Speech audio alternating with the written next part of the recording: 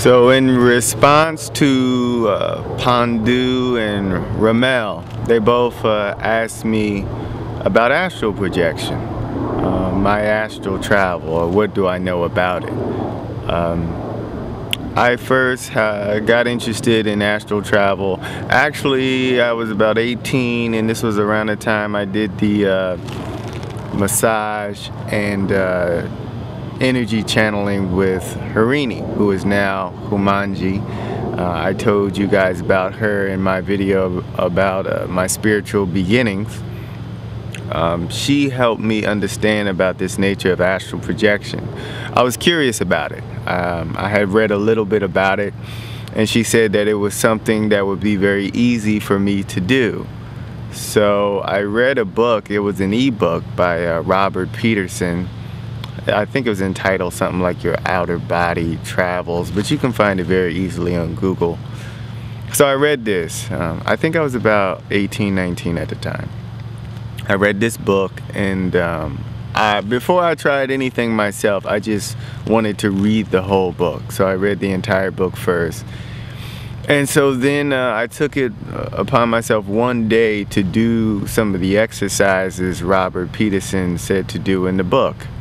And one thing he was saying is making a prayer, you know, to the divine that this is something you want to do, whether it's your guardian angels or whatever you desire to believe in, but having some higher power force that you feel can assist you in your travels, and also to get your subconscious ready. So to do things like see your body as an energy body, see yourself lifting off out of yourself while you're still physically sitting, feeling astral, feeling like you have a star body. So doing things like, you know, your hand going through your lap, or as if you go to touch the doorknob, but it just goes through the doorknob. So I put these things in my mind throughout an entire day so that I can start to feel astral. And also have affirmations. You know, I will have an out-of-body experience. I did this throughout the day as well. And so then I did some techniques one night. This is all one day though. Once I finished the book, I was very excited. I had wanted to try astral projection the whole time I was reading the book, but I really wanted to infuse the information within me before I went any step further. So I tried it that night.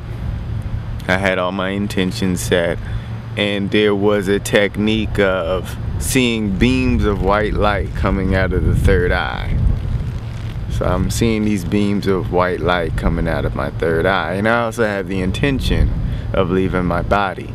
And there's a time that's best to do this. It's best when you're kind of at that in-between stage of waking and sleeping. So you're more close to your subconscious self. It's almost like you're tricking your body into thinking that it's sleep, because the body many times does go on astral travels while you're asleep. You just have no awareness of it. And so I'm doing this technique, you know, seeing the white light come out of my mind's eye, and I start to feel almost like my body, my physical body, becomes like clay. It starts to almost feel dead to me, like I'm in some kind of stiff body that doesn't even belong to me. And then all of the sensations, what they call a sensation, started to occur. I started to feel a heavy, static kind of energy starting from the feet and then rising throughout the body. Very, very intense, staticky, electric magnetic kind of feeling. Also, there's almost a feeling in the mouth. The mouth gets heavy and stiff feeling. The eyes flicker uncontrollably, and I started to hear things like voices. I felt like possibly some other beings or something was touching me at times. It overwhelmed me. you can imagine this is my first time trying this. You know, I'm 18, 19 years old. I'm trying this for the first time and all these things are happening. So like Hamanji said, it was easy for me to do. And what I started to feel was my hand moving, but my physical hand wasn't moving. Okay? And I knew I was then going into this other subtle or more subtle body of myself within myself. Well, it totally freaked me out. I was completely freaked out, and all I wanted to do was reattach myself to my body, which took some time, because first you're trying to unattach, which takes a moment, and now you're trying to reattach in the midst of unattaching. But finally my physical hand and astral hand came back together and everything was moving. And as soon as I could move, I got up. And I ran into my mother's room, my parents' room, and she was still awake. And she didn't want to hear about it because it was something totally unknown to her, you know, and she felt maybe there was even some dark forces connected to what I was doing.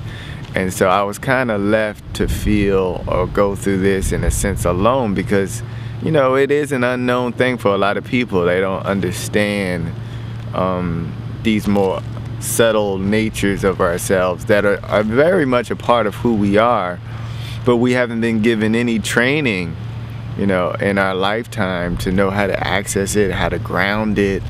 And so, as with my mother, it was completely really unknown to me at the time, and I had no idea I had this ability to leave the body at will. I didn't know human beings had this ability. And so I was freaked out for a while. And I had other experiences after that. It's like I opened Pandora's box in doing that. And there were many experiences that freaked me out. Once again, that's the best way to explain it after that. And it took me a while, a couple of years, to really learn how to work with that energy and balance myself back into the body.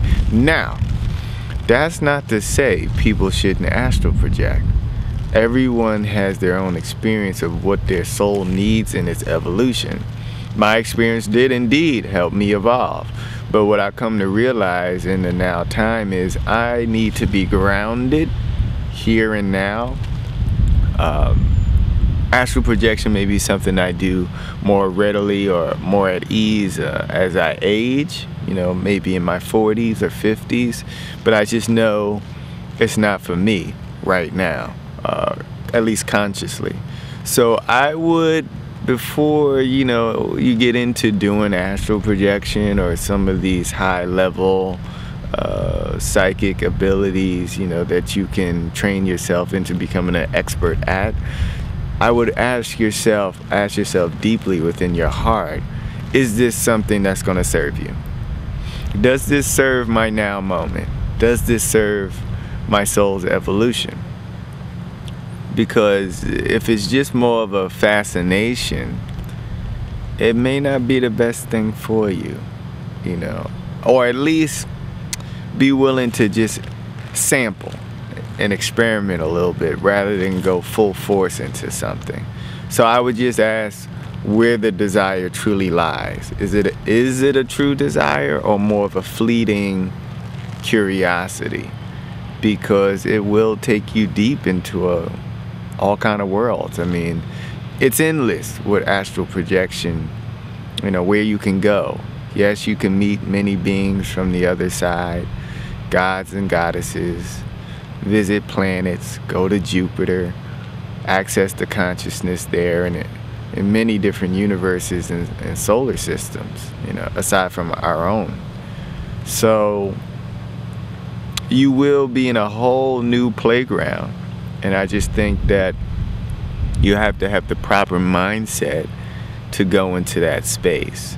So if you do have a burning desire, I would say check out the ebook, Robert Peterson's, I believe it is, Out of Body Travels. But even if you Google just his name, Robert Peterson, astral projection, I'm sure it'll pop up.